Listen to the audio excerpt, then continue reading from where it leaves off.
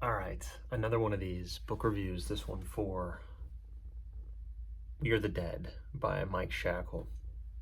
One of these newer books that are all the rave nowadays on BookTube. And I heard it was fast-paced fantasy. Put me in the mind of John Gwynne, put me in the mind of Pierce Brown, and I wanted to try it out myself. So, picked it up, went and tried it. And I would say it is weaker than those two, but it does, it does provide a fast-paced fantasy. That's not too detailed, not too crazy. You're not there to explore the world. The world does have a lot of meat on its bone, right?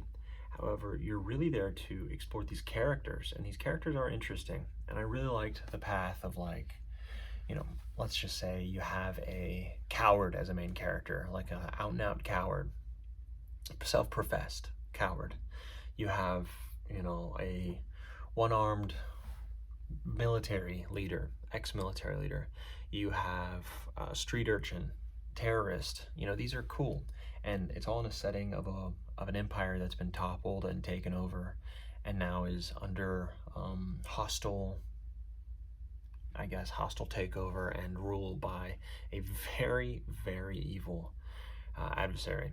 And I say evil, they're supremely evil. Like, walk into a crowd when they don't disperse and start just slashing at them. There's so many attempted rapes. There's so many just murders of just innocent people that you're like, yeah, this is rough. This is absolutely rough, and you can understand why people are rising up willingly. And yes, there are still people who are cowed by it, and many of our characters are cowed. There's another one of the main characters who's really cool is a mother, a single parent mother who has to figure out a way to keep her kid alive and fed while also being juggled and taken advantage of by freedom fighters and the enemy, right? And it's makes for really cool dynamics with main characters' point of views that you typically don't get. Like the street urchin kid who's a terrorist, you might see a bit of him in other books, or the injured, veteran, but it's all done pretty uniquely, and the characters spoke in a way in which it was realistic. They did things that were realistic. They acted realistic in the setting that they were in, which is pleasant to see. I hate when folks are put in situations and they make outlandishly soft or outlandishly wild decisions when it's clear that a human being, especially that specific human being, would make their own decisions. So you really got to get to know these characters, and you understood their motives for why they acted.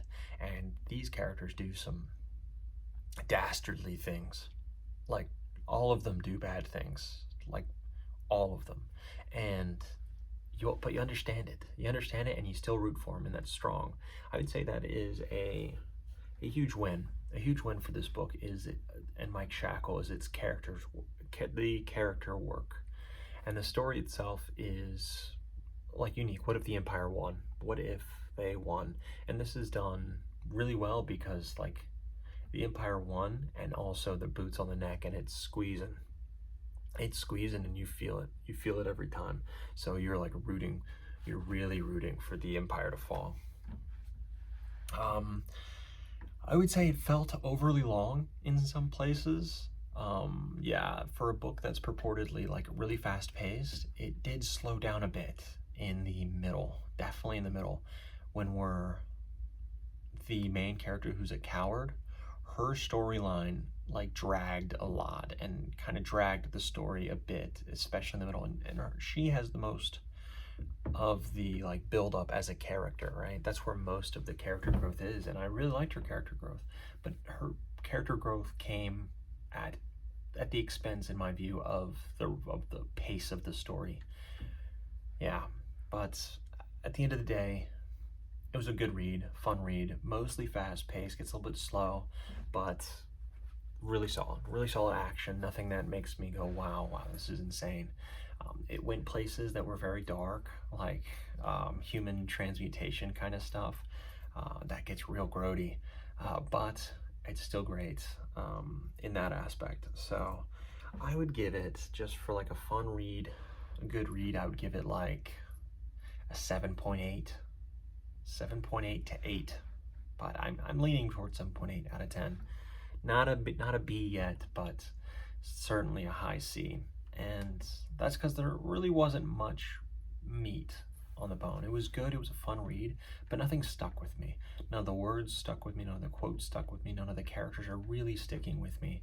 You understand them, they flow well, they speak well, but nothing hit home, nothing memorable. And you know, it's one of those books I'll remember and say, that was okay. That was okay. And I don't know if I'm going to continue the series. I might.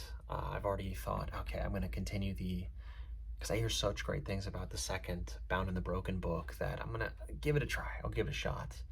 And if I don't like it, you know, it's over. But I might give the second one a shot, because who knows where they're going with it, you know. But anyways, that's a short review, 7.8 to 8. We'll see what book I'm reading next, but this one has been relatively short review.